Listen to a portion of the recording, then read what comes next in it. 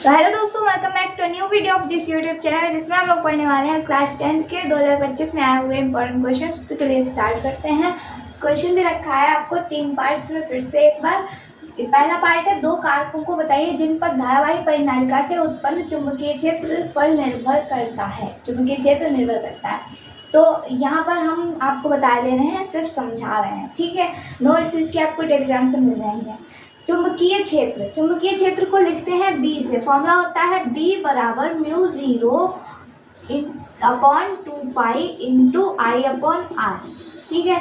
यहाँ पर μ0 अपॉन 2π होता है एक नियतांक, ठीक है, जो कि हमें कब मिलता है, जब हम लोग इस तरीके से लिखते हैं B समानुपाती I बटे R के होता है और समानुपाती हटाते हैं तो नियतांक आ जाता है μ0 अपॉन 2π बटे में वो μ0 अपॉन 2π और इंटू में I अपॉन R।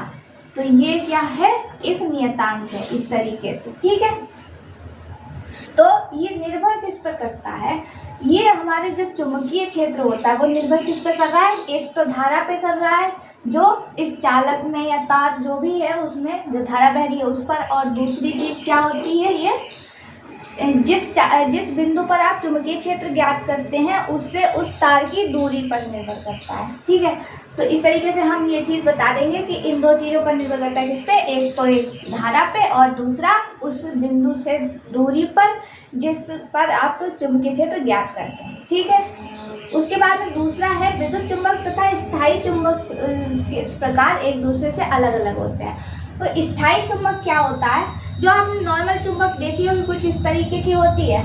इसमें एक ध्रुव होता है उत्तरी, एक ध्रुव होता है दक्षिणी। उत्तरी ध्रुव को N से लिखते हैं, दक्षिणी ध्रुव को S से लिखते हैं। चुंबकीय रेखाएं क्या करती हैं, N यानी कि उत्तरी ध्रुव से निकलकर दक्षिणी ध्रुव में जाती हैं, ये भी आपको पता है, ठीक। तो ये क्या होती है, ये होती है आपकी स्थायी चुंबक, जिसमें कि आपके उत्तरी और दक्षिणी ध्रुव क्या होते हैं, निश्चित होते हैं, ठीक। अब यहाँ पर आओ विद्युत चुंबक पे।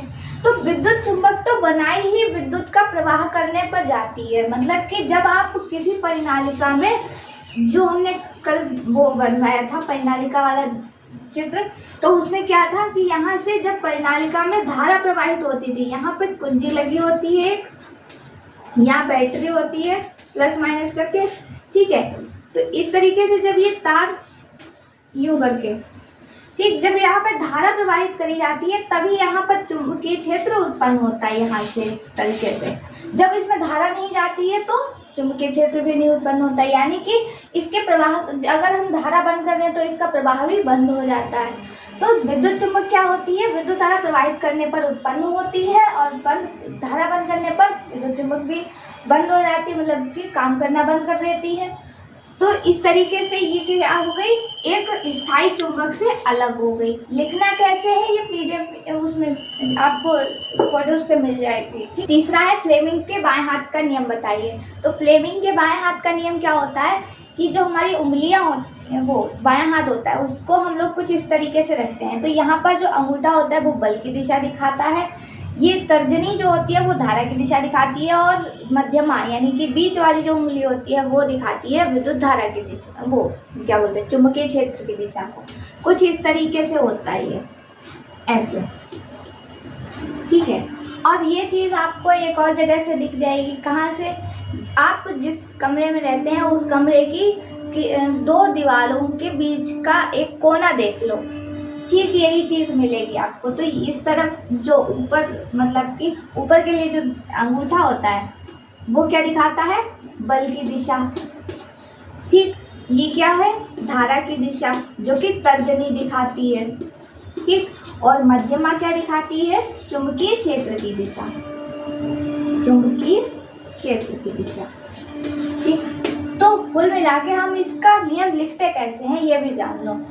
जब हम फ्लेमिंग के बाएं हाथ के नियम के अनुसार, जब हम अपने बाएं हाथ को कुछ इस प्रकार फैलाते हैं कि तीनों ही की अंगूठा, तर्जनी और मध्यमा तीनों एक दूसरे के लंबवत हों, तो अंगूठा बल की दिशा, तर्जनी धारा की दिशा और मध्यमा चुंबकीय क्षेत्र की दिशा को प्रदर्शित करती है, ठीक है। बस इतना होता है ये फ्लेमिंग के बाएं हाथ का नियम। उम्मीद करते हैं तीनों चीज़ें आपको समझ में आ गई होंगी।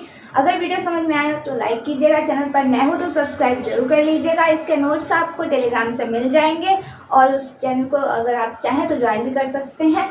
और फिर मिलते हैं एक और नए वीडियो के साथ, तब तक के लिए धन्यवाद।